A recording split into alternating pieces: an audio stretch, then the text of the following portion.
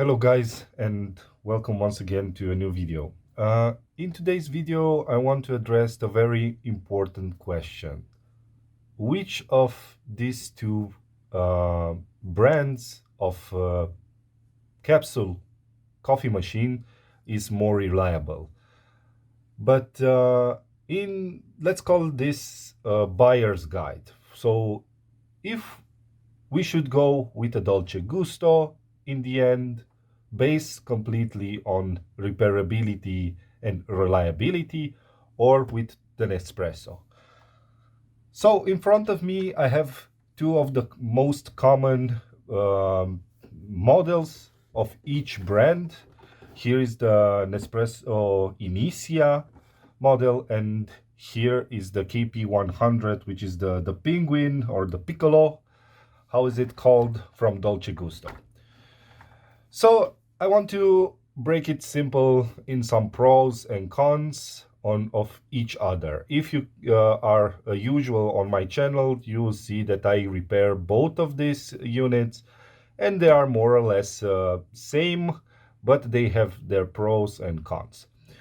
So starting with the pros, if you want to go with the Nespresso, you have to take into consideration the following. So the pro points are Nespresso, in my opinion, are nicer looking. So you will see a lot of them.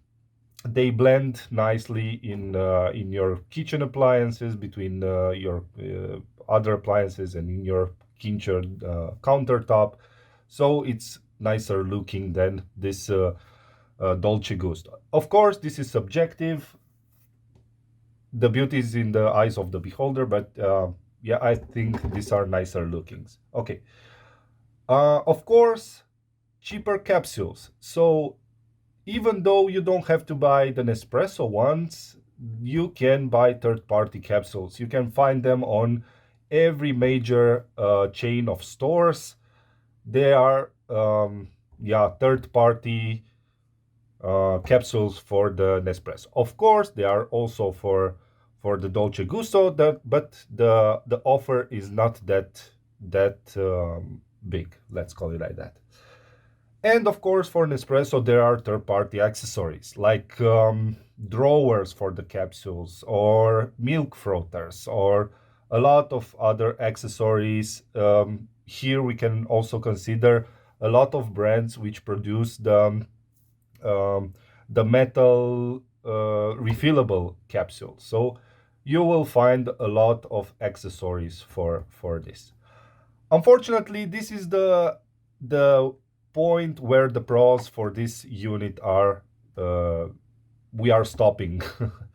Okay, let's go to the Dolce Gusto part. So these are cheaper to produce, cheaper to repair. These are cheaper on the shelf, even though, so there are offers where you can buy 10 or 8 or 5 capsule boxes, and you will receive this free. So yeah, cheaper. What's better than cheaper? Good. Okay, then inside of this unit there are fewer parts. So if we are talking about only about repairability, this is way better. Let me show you what I'm talking about. So what do we have here? We have the main board, which is really cheap to buy, which stands here, over here. Then we have a pump, and we have the water heater. And beside this, you have some gaskets like this. Well, one gasket over here, and a diffuser plate right over here, which is actually a spare part, and you can buy it from Amazon or wherever. And that's it. All these accessories, you can find them to buy. So this is a huge plus for the Dolce Gusto. Of course, all of them are really cheap. If we discuss about Nespresso, then this is a con. These are really complicated to disassemble, but we will go in that specific area in just a moment. Let's finish with the pros with the Dolce Gusto. So, as I said, this is cheaper, fewer parts, less O-rings. So you have only this O-ring over here. Actually, it's a gasket for the water tank, and that's it. You can buy this really cheap. That's it. No other leaking points in this area here. Everything is built to, I don't know if to last, but being so cheap, you can just replace it and that's it.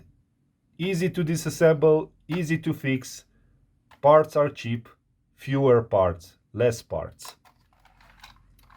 And the diffuser plate can be changed.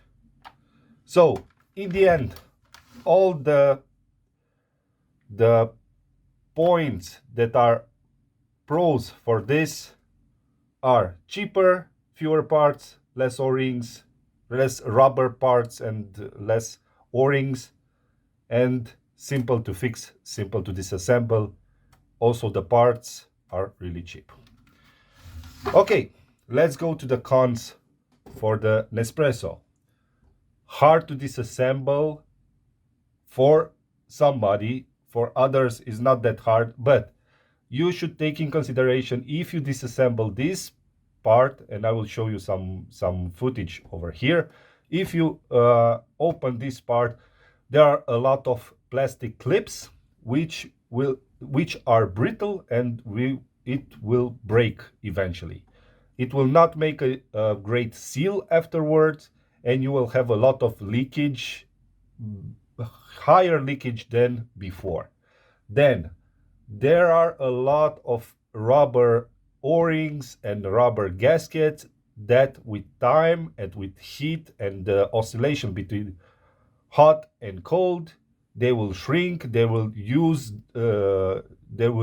their properties, and again leakage. And in the end, this is more expensive. All Nespresso machines are more expensive because they have a lot of parts inside, they have a lot of plastic, a lot of complicated design that, in my opinion, doesn't make sense, and it will add to the cost. So, but let's discuss also about the cons for the Dolce Gusto as well. So the cons here are weird design. So, but this is subjective. If you consider it as a weird design, all of the models have really strange designs, in my opinion. Also, the capsules, they are bigger. There are less capsules in one box. No, there are not so many third-party producers, coffee producers for the Dolce Gusto. But yeah, the major retailers are usually making these capsules as well. And one of the last cons, but this is more or less common sense, is the Dolce Gusto needs constant maintenance, but also the Nespresso as well. So this is prone to not working due to lime scale. But if you consider maintaining it and cleaning it once every 3 months, 6 months, let's call it a year, it depends on your how hard your water is, then you will have a good lasting Dolce Gusto machine. So, in the end, in my opinion, Dolce Gusto, it's a better alternative if you want to go into the capsule coffee machines. It's cheaper, it's easy to maintain, it's easy to disassemble, and it's easy to repair. Of course, one topic is king. It's about taste. So either of these two machines are okay if you consider the coffee taste of the capsules. If you like more Nespresso coffee, then by all means go with an Espresso. If you like Dolce Gusto, then go with Dolce Gusto. But in the end, considering only about repairability and how good the units are based on price per what you receive, then I think Dolce Gusto it's the best. So in the end, hope you like this video. If yes, please give me a thumbs up. If you have any questions, put them in the comment section below. I will gladly respond to them. And please subscribe to my channel. I have a lot of interesting videos, and I really want to grow this community. And yeah, I have a target to reach 10,000 subscribers this year. So don't hesitate to give me a subscribe. I would highly appreciate it.